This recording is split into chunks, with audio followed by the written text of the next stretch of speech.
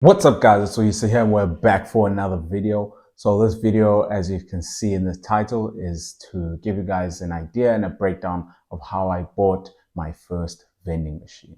So we're going to jump right into it. So the first thing was I saved up a bit of money over 2 years. I had saved up around 35,000. And then while I was scrolling through Instagram, an ad had popped up of this guy who was making quite a bit of money from the United States through vending machines. He's actually doing pretty well for himself now. He's gone into investing into property and another business, etc.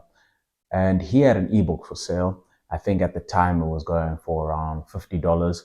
And since I had a bit of money to spare, I had decided to buy this ebook just to understand how the business works and how I can get into it. Fortunately, it was very helpful in the sense that to understand all the requirements of buying a vending machine and starting a vending machine business. But unfortunately, costing and profits are actually not as relative as you'd like it to be.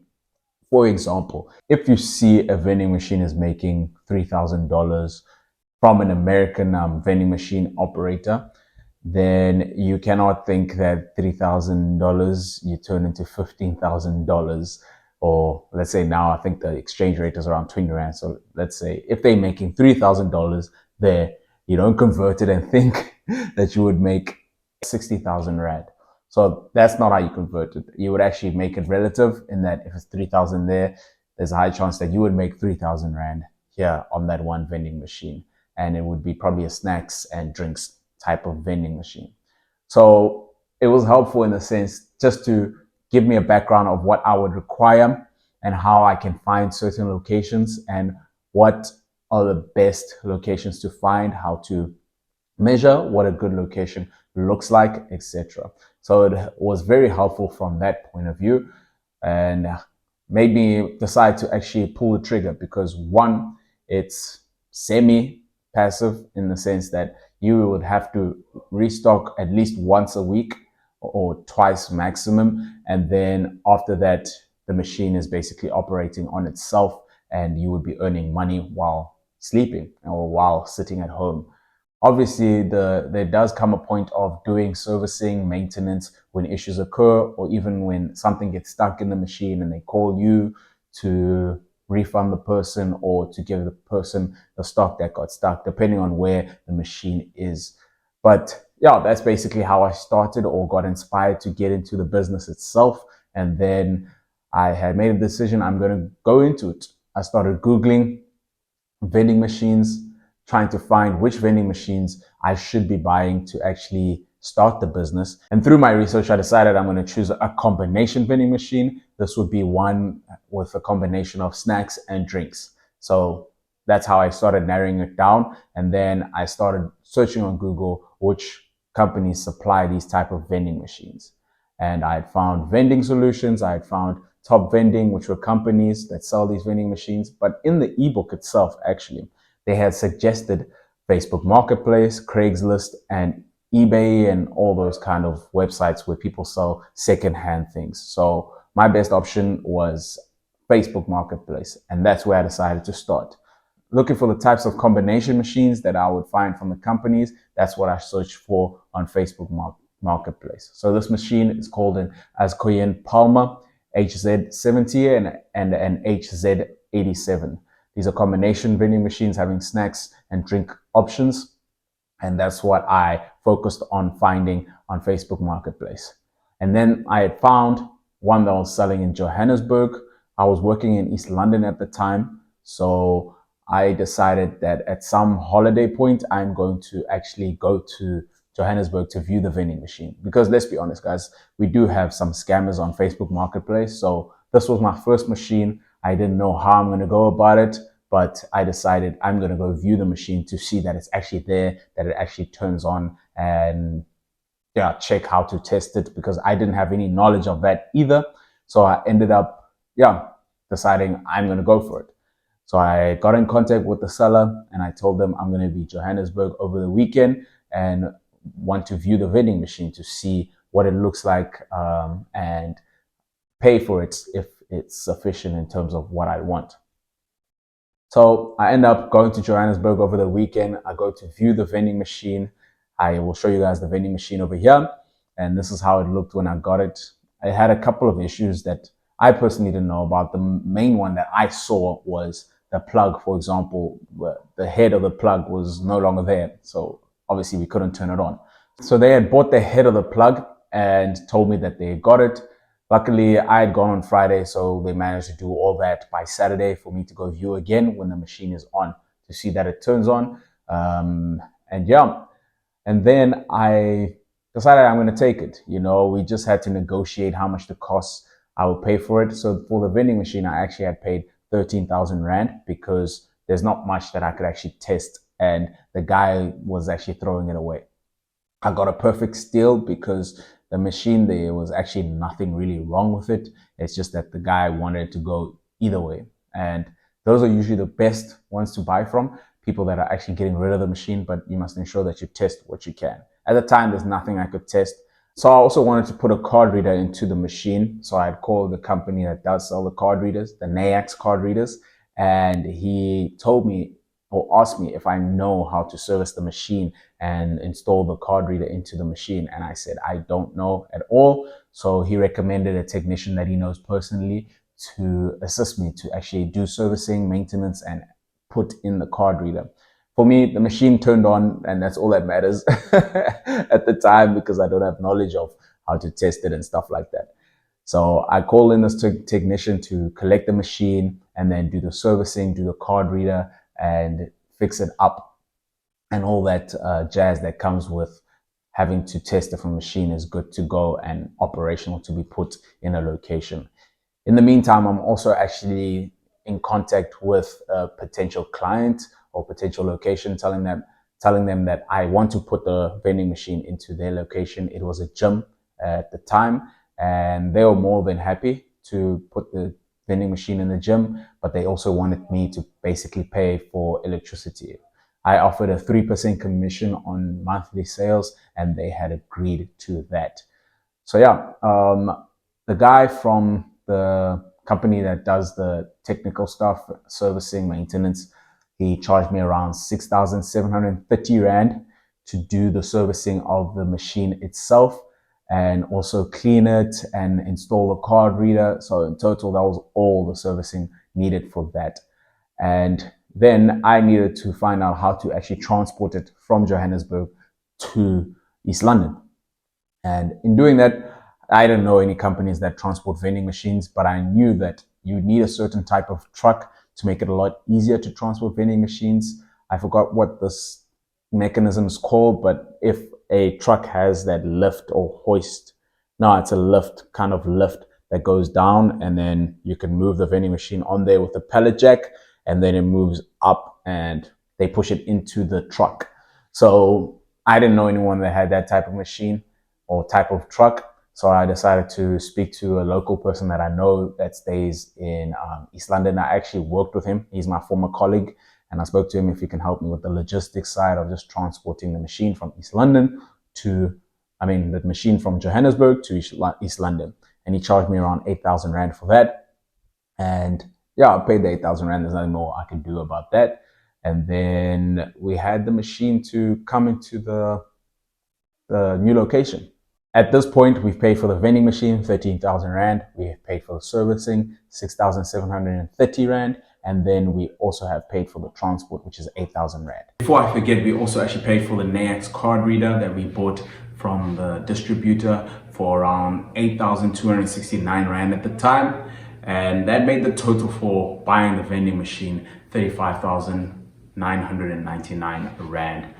And that's all for the servicing, the transporting, the vending machine itself, the card reader, and getting it into the location so that it can operate 100%.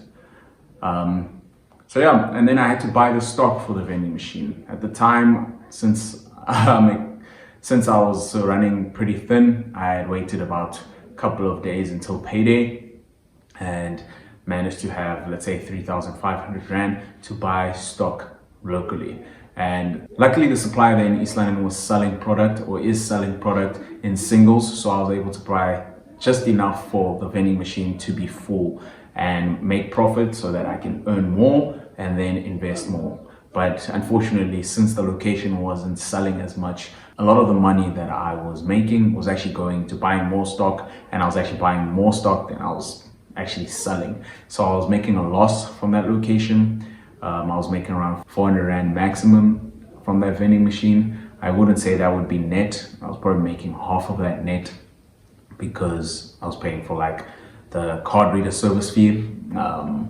And yeah, it wasn't as profitable as I'd like it to be, which brings me to the next point of this video, to say that at the beginning, you will learn a lot of lessons on your first vending machine because it is your first one. There's things that you need to learn about the vending machine, about the business itself, how to price products, and how to ensure that your customers that you're selling to actually like the products that you're selling to them. So these are a couple of lessons that I've learned. The first lesson is that it's always good to know what to find in the vending machine or how to test the vending machine, but this is something I cannot learn until I actually know how to operate a vending machine. So I needed to have a technician to tell me and assist me in terms of knowing what to test on the vending machine to ensure that it's operational. The second thing is that you need to be patient with the vending machine. You need to be patient with the business because it's highly likely that your first location won't be your most profitable location. But this is why I'm going to create a checklist in which I give you guys an idea of things to look at when you're actually looking for a location so that it can be profitable enough for you to keep growing from there and scale from there. So you have to be patient. Just to tell you, the first location for that vending machine was making around 400 Rand per month, but then I was ready to sell it because it didn't seem like it was a profitable business. And then I moved to Port Elizabeth and I took my vending machine with me, and I was making 10 times that amount net profit every month. So if I had given up and had sold it as I planned, I wouldn't have been making that money. So you need to be patient with it. Your first location might not be the best, but once you have a location, you know what to do in the vending machine. You use it as a learning curve to grow from there and look at what your location likes to buy and look at potential other locations that want a vending machine. When you leave the location, don't leave it in a bad way. Always leave like a 30-day notice, or give them a 30-day notice so that they also prepare themselves. Another lesson that I've learned is that you need to believe in yourself. To be honest, being fully transparent here, but a lot of people were telling me that you don't need to go see the vending machine, just buy it and bring it here. Why do you need to go there? And I needed to go there because Facebook Marketplace, you could get scammed anytime. But I have moved past that point, and I'll probably leave that for another video of how I have overcome the scamming part. You still get scammed in some certain way, but I've limited it a lot better. And yeah, believe in yourself.